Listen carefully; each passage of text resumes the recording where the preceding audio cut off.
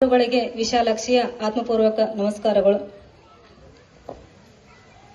ನೊಣ ಮೀಸೆಯ ಹುಳು ಹೆಜ್ಜೆಯ ಅರಿಯಬಲ್ಲವರು ತನ್ನೊಳಗಿರುವ ಬೆಳಕನ್ನ ಅರಿಯಲು ತಿಳಿಯರು ಅಂತೇಳಿ ಒಂದು ಕಡೆಗೆ ದಾರ್ಶನಿಕರು ಬರೀತಾರ್ರಿ.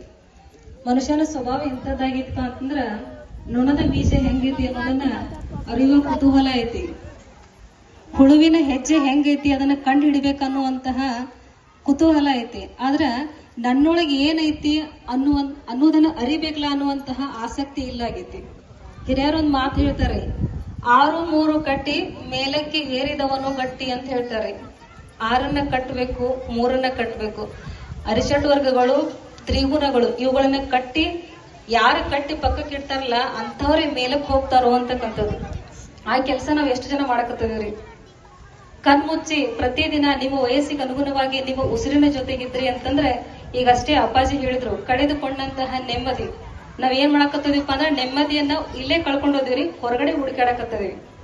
ನೆಮ್ಮದಿ, ಶಾಂತಿ, ಸಂತೃಪ್ತಿ, ಆರೋಗ್ಯ ಅಂತಕ್ಕಂಥದ್ದು ನಮ್ಮ ಒಳಗಡೆ ಐತ್ರಿ, ವಿದ್ಯಮಾನವಾಗಿ ಐತಿ. ಅದನ್ನ ಏನ್ ಮಾಡಿದೀವಪ್ಪ ಅಂತಂದ್ರ ಖರ್ಚು ಮಾಡಿದೀವ್ರಿ.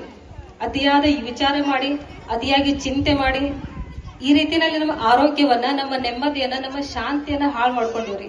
ಎಲ್ಲಿ ಯಾವ ವಸ್ತುವನ್ನ ಎಲ್ಲಿ ಕಳ್ಕೊಂಡಿರ್ತೀವಲ್ಲ ಅಲ್ಲೇ ಹುಡುಕಾಡ್ಬೇಕು ಅಂತಕ್ಕಂಥದ್ದು ಅನುಭವಿಗಳ ಮಾತು. ಅದಕ್ಕ ಅಸೂರ್ಯ ನಾಮತೆ ಲೋಕ ಅಂಧೇನ ತಮಸಾಮೃತ ಅಂತ ಹೇಳ್ತಾರ್ರಿ. ಹೆಂಗ ಇಡೀ ಜಗತ್ತನ್ನ ನಾವು ನೋಡ್ಬೇಕು ಅಂತಂದ್ರ ಸೂರ್ಯನ ಬೆಳಕು ಬೇಕು, ಹಂಗೆ ನಮ್ಮೊಳಗ್ ಏನೈತಿ ಅನ್ನೋದನ್ನ ಅರಿತುಕೊಳ್ಳಕ ಧ್ಯಾನ ಅಂತಕ್ಕಂತಹ ಮಾರ್ಗ ಬೇಕು, ಜ್ಞಾನ ಅಂತಕ್ಕಂತಹ ಬೆಳಕು ಬೇಕು ಅನ್ನೋದನ್ನ ದಾರ್ಶನಿಕರು ಹೇಳ್ತಾರ್ರಿ. ಧ್ಯಾನ ಪ್ರತಿಯೊಬ್ಬರ ಜೀವನಕ್ಕೂ ಅನಿವಾರ್ಯವಾಗಿದ್ರಿ ಮತ್ತ ಅವಶ್ಯಕವಾಗಿದ್ರಿ. ಇಲ್ಲಿ ನಾವೆಲ್ಲ ಎಷ್ಟೋ ಜನ ಸೇರಿವ್ರಿ. ಮುಂಜಾನೆ ಎದ್ದ ತಕ್ಷಣ ಮನಸ್ಸು ಪ್ರಶಾಂತವಾಗಿ ಎಷ್ಟು ಜನರದ್ದು ಇರ್ತತ್ರಿ? ಮುಂಜಾನೆ ಹಾಸಿಗೆ ಎದ್ದ ತಕ್ಷಣ ಚಲೋನರಿ ನಾನು ನಂದು, ಅಹಂ ಇದಂ, ಈ ಎರಡು ಶುರು ಆಯ್ತಪ್ಪ ಅಂದ್ರ ರಾತ್ರಿ ಮಲಗೋ ಸಮಯದವರೆಗೆ ಅವು ಇರ್ತಾವ್ರಿ. ನಾನು ನಂದು, ನಾನು ನಂದು. ಇಲ್ಲಿವರೆಗೆ ನಾನು ನಂದು ಅಂತ ಎಲ್ಲಾನು ಮಾಡ್ಕೊಂಡ್ ಬಂದೀವಿ. ಆದ್ರೆ ಏನನ್ನ ಪಡ್ಕೊಂಡಿದೀವ್ರಿ? ಪಡ್ಕೊಂಡದಕ್ಕಿಂತ ಕಳ್ಕೊಂಡದ್ದು ಜಾಸ್ತಿ. ಕೂಡಿಟ್ಟು ದನದತ್ರಿ ಮನಸ್ಸ, ಅದಕ್ಕೆ ಶಾಂತಿ ಇಲ್ಲ. ಬಹಳಷ್ಟು ದುಡದ ದೇಹ ಕೂಡ ದನದತ್ತಿ, ಅದಕ್ಕೆ ವಿಶ್ರಾಂತಿ ಇಲ್ಲ. ಯಾವಾಗ ಮನಸ್ಸಿಗೆ ಶಾಂತಿ, ದೇಹಕ್ಕೆ ವಿಶ್ರಾಂತಿ ಸಿಗ್ತೈತಪ್ಪ ಅಂತಂದ್ರ ಪ್ರತಿದಿನ ನಿಮ್ಮ ವಯಸ್ಸಿಗೆ ಅನುಗುಣವಾಗಿ ನೀವು ನಿಮ್ಮ ಉಸಿರಾಟ ಜೊತೆಗೆ ಇರಬೇಕು. ಯಾವಾಗ ನೀವು ಕಣ್ಮುಚ್ಚಿ ನಿಮ್ಮ ಒಳಗಿನ ಜಗತ್ತನ್ನ ನೋಡೋದಕ್ ಶುರು ಮಾಡ್ತಿರಲ್ಲ, ಆವಾಗ ಪರಮ ಶಾಂತಿ ಅನ್ನೋದು ಲಭ್ಯ ಆಗ್ತದ್ರಿ. ಇದನ್ನ ಅಷ್ಟಾವಕ್ರವರು ಹೇಳ್ಕೊಂಬಂದಾರ್ರಿ, ಯಾಜ್ಞವಲ್ಕ್ಯರು ಹೇಳ್ಕೊಂಬಂತಾರೋ. ಸಾಕಷ್ಟು ವೇದಗಳು, ಪುರಾಣಗಳು ಎಲ್ಲವೂ ಕೂಡ ಧ್ಯಾನ ಮಾಡ್ರಿ, ಧ್ಯಾನ ಅಭ್ಯಾಸವನ್ನ ಮಾಡ್ರಿ ಅಂತೇಳಿ ಘಂಟಾಘೋಷವಾಗಿ ಹೇಳ್ಕೊಂಡ ಬಂದವ್ರಿ. ಸರಿಸುಮಾರು ನಾನು 25 ವರ್ಷಗಳಿಂದ ಧ್ಯಾನ ಅಭ್ಯಾಸ ಮಾಡಕತ್ತೇನ್ರಿ.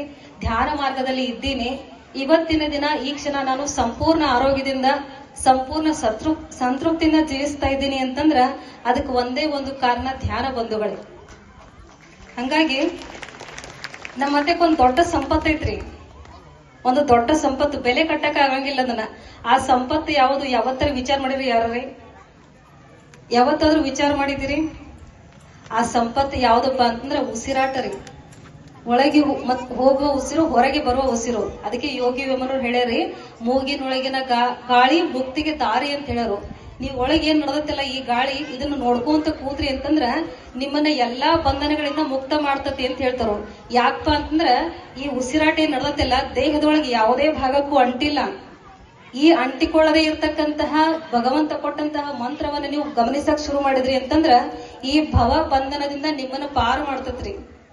ಹಂಗಾಗಿ ಸದ್ಗುರುಗಳ ದಿವ್ಯ ಸಾನ್ನಿಧ್ಯದಲ್ಲಿ ನಾವು ಕುಳಿತು ಆಶೀರ್ವಚನವನ್ನ ಕೇಳ್ತೀವಲ್ಲ, ಅದಕ್ಕೆ ತಕ್ಕಂಗ ನಡ್ಕೋಬೇಕ್ರಿ. ಮೃದು ವಚನವ ಇರ್ಬೇಕು ಅಂತಂದ್ರ ಮೊದಲು ಒಳಗಿಂದ ಸ್ವಚ್ಛ ಆಗ್ಬೇಕ್ರಿ. ನಾವ್ ಮನಸ್ಸನ್ನ ತುಂಬಿದೀವ್ರಿ, ಬೇಕಾದದ್ದು ಬೇಡಾದದ್ದು ಎಲ್ಲಾನು ತುಂಬೈತಿ. ಅದನ್ನ ಸ್ವಚ್ಛ ಮಾಡುವಂತ ಕೆಲಸ ಯಾವ್ದಪ್ಪ ಅಂತಂದ್ರ ಧ್ಯಾನ ಬಂಧುಗಳೇ. ಹಂಗಾಗಿ ಪರಮಾನಂದವಾಡಿ ಎಷ್ಟ್ ಚಂದ ಐತ್ರಿ ಹೆಸರ, ಪರಮ ಆನಂದವಾಡಿ. ಅಂದ್ರ ಎಲ್ಲಕ್ಕಿಂತ ಹೆಚ್ಚಿನ ಆನಂದ ಈ ಸ್ಥಳದಲ್ಲಿ ಐತಿ. ಅದು ನಿಮಗ್ ಸಿಗಬೇಕು ಅಂತಂದ್ರ ಶ್ರೀಮಠಕ್ಕೆ ಬಂದು ಪ್ರತಿದಿನ ನೀವು ಒಂದಷ್ಟು ಸಮಯ ಧ್ಯಾನಕ್ಕೆ ಕುತ್ಕೋಬೇಕು ಬಂಧುಗಳೇ. ಎಲ್ಲ ಮಾಡಿದೀವ್ರಿ, ಹೊರಗಡೆ ಎಷ್ಟು ತಿರುಗಾಡಿದೀವಲ್ಲ ಅಷ್ಟು ಒಳಗಿನ ಪ್ರಯಾಣವನ್ನು ಮಾಡ್ಲೇಬೇಕು. ಅದನ್ನೇ ಭಗವಂತ ಮೆಚ್ಚೋ.